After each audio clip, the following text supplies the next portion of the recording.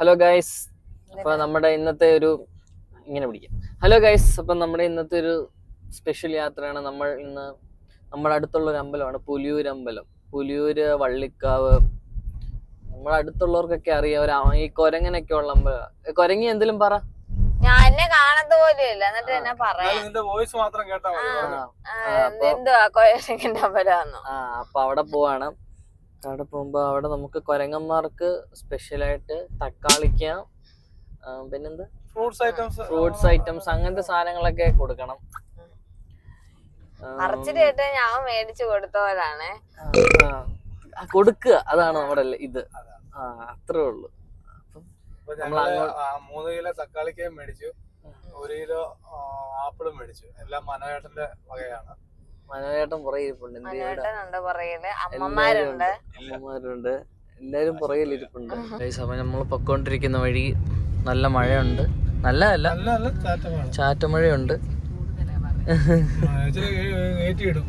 പിന്നെ വണ്ടി ഓടിക്കാൻ അറിയത്തില്ല, ചുമ്മാ ചെയ്യാൻ.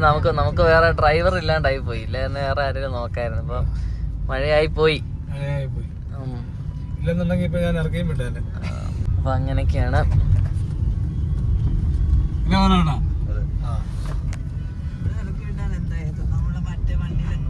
അതെ,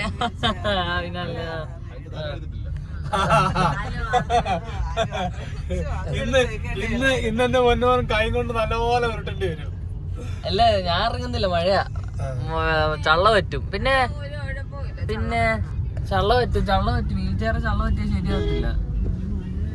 ഒന്നാമത് എടി, അത് മഴയാണെങ്കിൽ ആ ടയറ് മണ്ണ് പോകാൻ ഭയങ്കര പാടാ. അത് അവിടെ മറ്റേ കടലിലെ മണ്ണ് പോലത്തെ മണ്ണാ.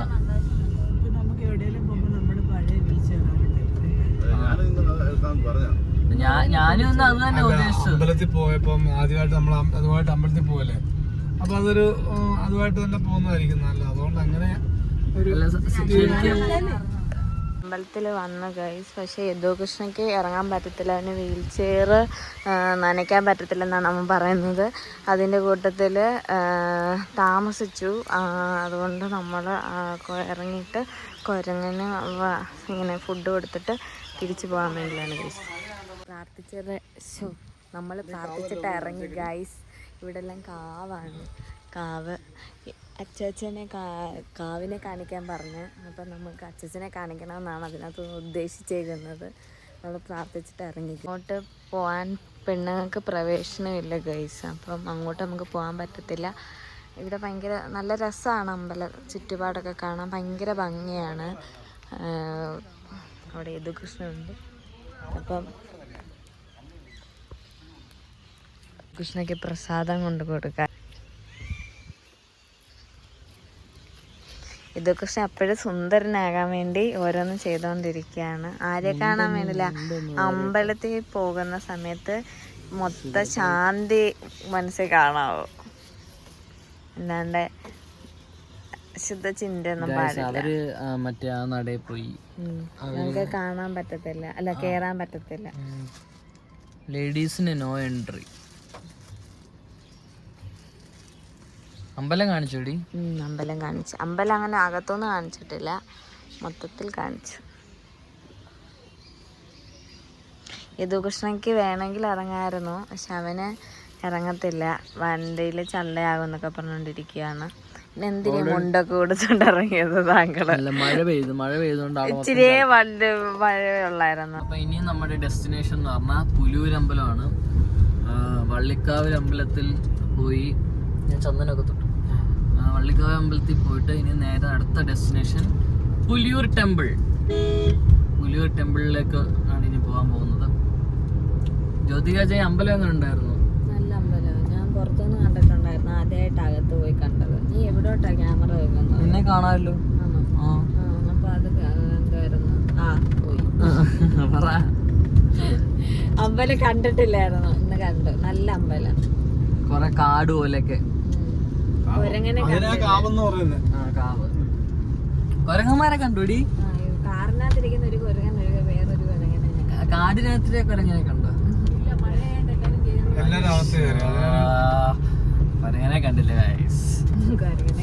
ഗൈസ്. അവിടെ കുറെ കുരങ്ങന്മാരുണ്ട്. കണ്ടില്ല, ഇതൊക്കെ കാണാനുള്ള ഭാഗ്യം കിട്ടിയില്ല. നമുക്കിനി അടുത്ത ഡെസ്റ്റിനേഷൻ പിടിക്കാം. ഇതാണ് പുലിയൂരമ്പലം. എൻ്റെ ഫ്രണ്ട് ഇതല്ല, ഫ്രണ്ട് വഴി നമുക്ക് കയറാൻ പറ്റത്തില്ല, ഫുള്ള് കുത്തന്നെ സ്റ്റെപ്പാണ്. സോ നമുക്ക് പുറകു വഴി പോകാം. ഇവിടെ വന്നപ്പോൾ വി ആർ ട്രാപ്പിഡ്. അവിടെ വണ്ടി എനിക്ക് ഇറങ്ങണമെങ്കിൽ ഈ ചള്ളിലേക്കൂടെ ഇറങ്ങിയാൽ മൊത്തം നാശമായി പോകും ഗൈസ്. പിന്നെ വീൽ ചെയർ വണ്ടിക്കകത്ത് കയറ്റി നടക്കത്തില്ല, ഉപയോഗിക്കലും നടക്കത്തില്ല, അങ്ങനെ പെട്ടുപോകും. സോ നമുക്ക് ഇതൊക്കെ ഒന്ന് സെറ്റാക്കിയിട്ട് വേണം കയറാനായിട്ട്. This is Puliyurambalam. ഇതാണ് പുലിയൂരമ്പലം. അകത്ത് ഞാൻ കയറിയില്ല. അകത്ത് കയറാൻ അവിടെ ഇവിടെ ഇങ്ങനെ ഒരു കാലൊക്കെ ഇങ്ങനെ മാറ്റി വെച്ച് അങ്ങനെയൊക്കെ കയറാൻ പറ്റത്തുള്ളതാണ്. അമ്പലത്തിൽ കയറിയിട്ട് വരുന്നു. ബൈ ദ ബൈ, അച്ഛൻ ഇവിടെയാണ് ഗൈസ് ജോലി ചെയ്യുന്നത്. അച്ഛൻ ഈ അമ്പലത്തിലാണ് ജോലി ചെയ്യുന്നത്. ഇവിടെ വെച്ചായിരുന്നു ഞാൻ പാട്ടൊക്കെ പഠിച്ചതും. അങ്ങനത്തെ അവിടെ മുന്നേ വന്നിരിക്കുന്നു. ഇവിടെ വെച്ചാൽ ഞാൻ പാട്ടൊക്കെ പഠിച്ചതും. ജ്യോതി പിയാർ എൻ്റെ അമ്മ അത് നടന്നു വരുന്നു. ഗതയൊക്കെ ഉണ്ട് ഗൈസ്. ഗത. ഇതൊക്കെ അകത്ത് കേട്ടിട്ടുണ്ട് ഗൈസ്. ഇപ്പം ഇല്ല, ശിവേലി പോകുന്ന സമയം നമുക്ക് അങ്ങോട്ട് പോകാൻ പറ്റത്തില്ല. ശിവേലിയാണ്, എല്ലാവരും അവിടെ ഇവിടെയൊക്കെ നിൽക്കുവാണ്. മൂത്രം എടുക്കാൻ പോവാണ് ഗൈസ്. അമ്പലത്തിൽ പോയി അതുകൊണ്ട് അത് കഴിഞ്ഞിട്ട് ഇപ്പം മൂത്രം എടുക്കാൻ സമയമായി ഗൈസ്. മൂത്രം എടുക്കാൻ പോവാം. എൻ്റെ വ്ളോഗ് എടുത്തില്ല തോന്നുന്നു, വഴക്കുവാണ്. ഇന്ന് മൂത്രം എടുക്കുന്ന ലൈവായിട്ട് കാണിച്ചു തരാം ഗൈസ്. എങ്ങനെയാണ് മൂത്രം എടുക്കുന്നത് എന്നൊക്കെ എടുത്ത് കാണിച്ചു തരാം ഗൈസ്. അമ്പലത്തിൽ വന്നു ഗൈസ്. അമ്പലത്തിൽ വന്നിട്ട് ഇറങ്ങി. അമ്പലത്തിൽ വന്നിട്ട് എൻ്റെ മൂന്ന് കാണിക്കത്തില്ലെന്ന് പറഞ്ഞിട്ട് അവൻ കിടന്ന് അലക്കുന്നു. അവിടെ അകത്ത് നമ്മൾ ഫസ്റ്റ് കയറി, അതിനുശേഷം അത് കഴിഞ്ഞിട്ട് പിന്നെ അവൻ രണ്ടാമത് ഒന്നുകൂടെ കയറ്റി എല്ലാം പ്രാർത്ഥിച്ചിട്ട് നമ്മൾ ഇറങ്ങിയിട്ടുണ്ട്. പുലിയൂര് അമ്പലത്തിൽ നിന്ന് എല്ലാം കഴിഞ്ഞ് ഇറങ്ങിയിട്ടുണ്ട്. പുലിയൂര് അമ്പലത്തിന് അകത്ത് കയറി. ഞാൻ അകത്ത് കയറാൻ ഇച്ചിരി ടാസ്ക് ഒക്കെ ആയിരുന്നു, എന്നാലും കയറി തൊഴുവൊക്കെ ചെയ്തു. പിന്നെ പണ്ട് അവിടെ ആയിരുന്നു ഞാൻ മറ്റേ പാട്ടൊക്കെ പഠിച്ചതൊക്കെ. അങ്ങനെ കുറച്ച് ആൾക്കാരെയൊക്കെ സോപാനം അവിടെ ആയിരുന്നു പഠിച്ചത്. മറ്റേ അവിടെ ആയിരുന്നു പ്രദീപമാവൻ ജോലി ചെയ്തിരുന്നത്. അപ്പൊ അവിടെ പഠിച്ചത് പാട്ടൊക്കെ. അപ്പൊ അങ്ങനെ കുറച്ച് ആൾക്കാരെയൊക്കെ പരിചയം ഉണ്ടായിരുന്നു. അവരോടൊക്കെ സംസാരിച്ചു. എല്ലാവരോടൊക്കെ സംസാരിച്ചിട്ട് ഇപ്പൊ നമ്മള് അടുത്ത ഡെസ്റ്റിനേഷൻ ഇത് ഇടതല്ലേ? അല്ല,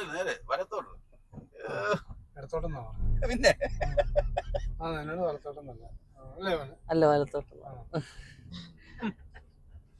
അടുത്ത ഡെസ്റ്റിനേഷൻ പോകുമ്പോ ഇങ്ങനെ നമ്മള് എല്ലാം കഴിഞ്ഞ് നമ്മൾ ഇനി നമ്മുടെ അടുത്ത പരിപാടി എന്ന് പറഞ്ഞാൽ ഫുഡ് കഴിക്കുന്നു. ഫുഡ് കഴിക്കാനല്ല, അതെ, ഇതാണ് തിരുവല്ല ശ്രീവല്ലഭ ക്ഷേത്രം. ഇതാണ് നമ്മുടെ ബാസിച്ചേട്ടന്റെ കട. 100ഓളം സിനിമകളിൽ ചെറിയ ചെറിയ വേഷങ്ങളിലൊക്കെ. അതെ, ആനച്ചന്ത സിനിമയിലൊക്കെ ഉണ്ട് ഗൈസ്.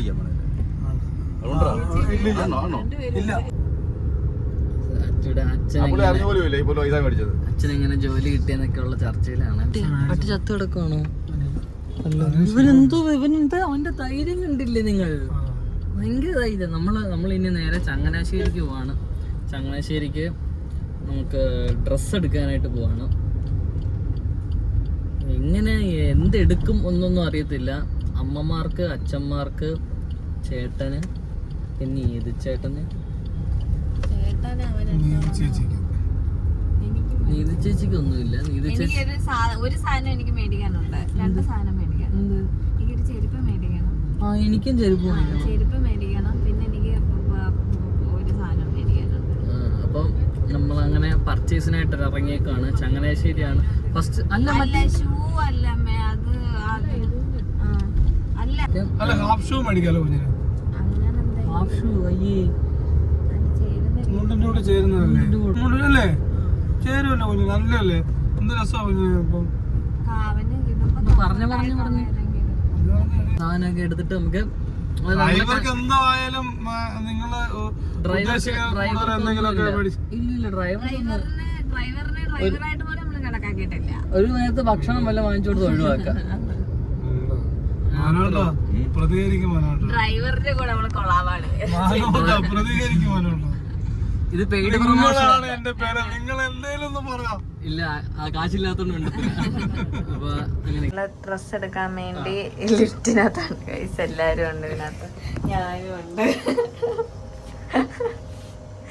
അപ്പൊ നമ്മൾ ഫസ്റ്റ് ആണുങ്ങളുടെ ഷർട്ട് എടുക്കാൻ വേണ്ടി പോവാണ് ഗൈസ്.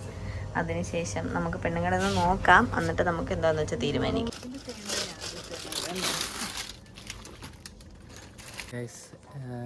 എൻ്റെ ഡ്രസ്സ് ഏകദേശം സെലക്ട് ചെയ്തു. എൻ്റെ ഡ്രസ്സ് സെലക്ട് ചെയ്തു. ഇനിയും അച്ഛന്മാരുടെ രണ്ടുപേരുടെയും ഡ്രസ്സാണ് സെലക്ട് ചെയ്യാനുള്ളത്. ചേട്ടൻ നമ്മളെ ഫോളോ ചെയ്യുന്ന ചേട്ടനാണ്, എൻ്റെ ഈ ചേട്ടൻ നമ്മളെ അറിയാവുന്നതാണ്. അങ്ങനെയൊക്കെയാണ്.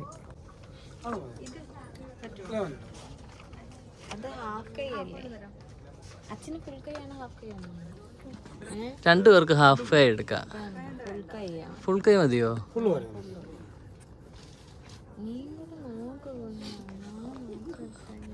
അപ്പം നമുക്ക് അച്ഛന്മാർക്കുള്ള ഡ്രസ്സ് കൂടെ നോക്കിയിട്ട് വരാൻ. എൻ്റെ ഡ്രസ്സ് വന്നപ്പോൾ തന്നെ കിട്ടി. അച്ഛന്മാർ രണ്ടുപേരും ഡ്രസ്സാണ് കിട്ടാൻ ഭയങ്കര പാട്. ഞങ്ങൾ ഭയങ്കര കൺഫ്യൂഷനിലാണ്. അച്ഛന്മാരുടെ ഡ്രസ്സ് അങ്ങോട്ട് കിട്ടുന്നില്ല അങ്ങോട്ട്. ചേച്ചിമാരും ഈ ചേട്ടൻ നമ്മുടെ സ്വന്തം ആളാണ് കേട്ടോ. ഞങ്ങളെ അറിയാം, വന്നപ്പോഴേ അറിയാം. ചേച്ചിമാരൊക്കെ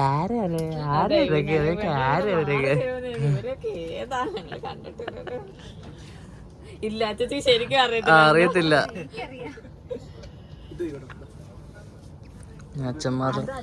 അച്ഛന്മാരുടെ സംഭവം ഡ്രസ്സൊക്കെ ഇട്ട് നോക്കട്ടെ. എന്റെ പെട്ടെന്നായിരുന്നു, പടപടാന്നായിരുന്നു. എൻ്റെ പെട്ടെന്ന് ഫൈനലി എൻ്റേതും സെറ്റായി, അച്ഛന്മാരുടെയും സെറ്റായി, ബാക്കിയുള്ളവരുടെ എല്ലാവരുടെയും സെറ്റായി. ഇനി അമ്മമാരുടെ സെറ്റാക്കണം. അമ്മമാരുടെ കിട്ടാൻ ഇച്ചിരി പാടാണ്.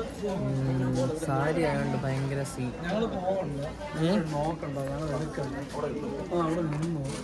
ആരാ എത്ര എണ്ണം ഇപ്പൊ എടുത്തത്? 10-40 എണ്ണം എടുത്തു. ഒന്നും അവർക്ക് ഇഷ്ടപ്പെടുന്നില്ല. എന്താ ചോദ്യമൊക്കെ വട്ട് പിടിച്ച്.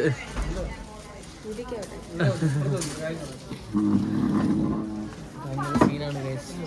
അമ്മമാർക്ക് സാരി എടുക്കുന്നത് വൻ സീനാണ്. Very difficult. എനിക്ക് തോന്നുന്നു അമ്മമാരുടെ സാരി എടുക്കാനായിട്ട് എങ്ങനെ പോലും ഒരു 1.25 മണിക്കൂർ എടുക്കുമെന്നാണ് തോന്നുന്നത്.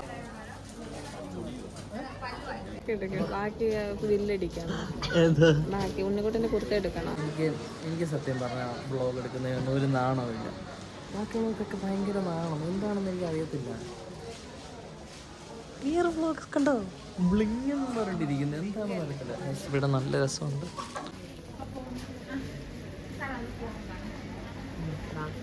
നമ്മള് ഷോപ്പിംഗ് ഒക്കെ ഏകദേശം കഴിഞ്ഞു. അച്ഛന്മാരുടെ എടുത്തു, അമ്മമാരുടെ എടുത്തില്ല. ഉണ്ണിക്കുട്ടനും എടുത്തു. അമ്മമാർക്ക് കുറച്ചുകൂടെ എന്നാ വേറൊരു കടയിൽ കൂടെ നമുക്ക് കയറി നോക്കാം. വിശക്കുന്നു ഗൈസ്. അപ്പം വിശക്കുന്നുണ്ടെങ്കിലും തിന്നിട്ട് ഇനി ബാക്കി ഷോപ്പിംഗ് കഴിക്കാൻ വേണ്ടി ഒരു ഹോട്ടലിൽ ഇറങ്ങി ഗൈസ്. അപ്പം നല്ല യദുകൃഷ്ണ മുണ്ടിന്ന് നിക്കറിലോട്ട് മാറ്റി. എൻ്റെ ഡ്രസ്സും അച്ഛന്മാരുടെ ഡ്രസ്സും ഞാൻ മാറ്റി കാണിക്കത്തില്ല. യദുകൃഷ്ണന്റെ ഡ്രസ്സും എടുത്തു, അച്ഛന്മാരുടെ ഡ്രസ്സും എടുത്തു. എനിക്ക് മാത്രം കൊളാബാണ് ഗൈസ്. എനിക്ക് ഞാൻ പൈസക്ക് ഒന്നും മുണ്ടും മാറി നിക്കറായി. നമ്മളങ്ങനെ ഫുഡ് കഴിക്കാനായിട്ട് വന്നു. നമുക്ക് കോപ്പിറൈറ്റ് കിട്ടിരുന്ന ഫുള്ള് മറ്റേ ഇത് നോക്കിയിട്ട് ഫുള്ള് എന്തുവടിന്ന് പറഞ്ഞ മെനു നോക്കിയിട്ട് അവസാനം നമ്മൾ ചിക്കൻ ബിരിയാണി തന്നെ എല്ലാവരും പറഞ്ഞിട്ടുണ്ട്. അല്ലേ മൊത്തം നോക്കിയിട്ട് അവസാനം ബിരിയാണി പറഞ്ഞില്ലേ? ആ അതോ. നല്ല ആംബിയൻസ് ഒക്കെയാണ് ഗൈസ്. കാണാൻ ഇവിടെ കേറിയിട്ടുണ്ട്. ഇവിടുത്തെ ഊണും നല്ലതാണ്, നല്ല രസമുണ്ട്, നല്ല ആംബിയൻസ് ആണ്. ഞാൻ കഴിക്കും. ഫൈനലി ഗൈസ് വന്നു, ബിരിയാണി വന്നു. ഒന്ന് നോക്കാം ഗൈസ്.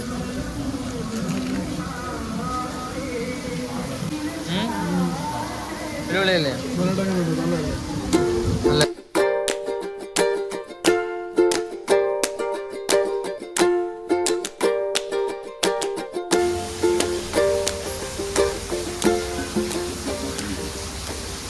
ഗായ്സ് നമ്മൾ ഫുഡ് അടിയും എല്ലാം കഴിഞ്ഞ് അവിടെ നിന്ന് ഇറങ്ങി. നല്ല സർവീസ് ആയിരുന്നു. ഈ ഗ്രിൽ എന്ന് പറഞ്ഞൊരു റെസ്റ്റോറൻ്റ് ആയിരുന്നു. അടിപൊളി സർവീസ് ആയിരുന്നു. നല്ല ഫുഡൊക്കെ ആയിരുന്നു. നമ്മളുടെ വന്ന് അവർ സംസാരിക്കുകയൊക്കെ ചെയ്തു. നല്ലതായിരുന്നു. അപ്പോൾ നമ്മൾ സംസാരിക്കുകയൊക്കെ ചെയ്തു. നല്ല ഫുഡുമായിരുന്നു. അങ്ങനെ നമ്മൾ ഇനി അടുത്ത കടയിലോട്ട്. അമ്മമാരുടെ സാരി ഇതുവരെ കിട്ടിയിട്ടില്ല. സോ അമ്മമാരുടെ സാരിക്ക് വേണ്ടി ഇനി നമ്മൾ നടക്കണം. നമുക്കിനി അമ്മമാരുടെ സാരി തപ്പി ഉള്ള യാത്ര. ഒരു കടയിൽ നമ്മൾ കയറി അമ്മമാരെ കൊണ്ട്. പക്ഷെ ഇവിടെ നമ്മൾ ഇവിടെ കാണുന്നായിരുന്നു വിചാരിച്ചത്. പക്ഷെ ഇവിടെ ഇല്ല. എന്താ പോകാത്തൊന്നും ഇങ്ങനെ ഞെക്കണം. അല്ല വണ്ണിൽ ഇപ്പം ഞെക്കിയത്. പല പല കടകളിൽ പോയിട്ട് അമ്മമാർക്ക് ഡ്രസ്സ് കിട്ടാത്തതുകൊണ്ട് കല്യാൺ സിൽസിൽ ആഡി സെയിലാണ്. അതിന് നമ്മൾ കല്യാൺ സിൽസിൽ വന്നിരിക്കുകയാണ്. ആഡി സെയിൽ നടക്കുന്നുണ്ട്. അമ്മയ്ക്ക് ഒരു സാരിയും പിടിക്കുന്നില്ല. അമ്മ എന്തേടി അമ്മക്ക് എന്തേലും മതി പറയുന്നത്. ലിഫ്റ്റിന് വേണ്ടി വെയിറ്റിംഗ് ആണ്. എന്തോ പറ്റിയത് അങ്ങനെ കാണിക്കാൻ പറ്റത്തില്ല. ചേച്ചിയുടെ ലിപ്സ്റ്റിക് ഷെയ്ഡ് ഏതാണെന്ന് ഇങ്ങനെ ചോദിച്ചാൽ രണ്ടു ചേച്ചിക്ക് അറിയാവോ? ഇല്ല, ഇതാണ് സത്യം. അവർക്ക് അറിയത്തില്ല അവരുടെ ലിപ്സ്റ്റിക് ഷെയ്ഡ്. കല്യാൺ സിൽസിൽ ആഡി സെയിലാണ് പറയാ. അതിനാൽ നമ്മൾ ഇന്നത്തെ കയറി സാരി എടുക്കുമ്പോൾ എല്ലാവരും ആടും. അതിനാണ് ആഡി സെയിൽ എന്ന് പറയുന്നത്. എന്താണെന്ന് പറയാൻ പറ്റത്തില്ല. നമുക്ക് നോക്കാം. ആഡി സെയിൽ എങ്ങനെയാണെന്ന് നോക്കാം. നമുക്ക്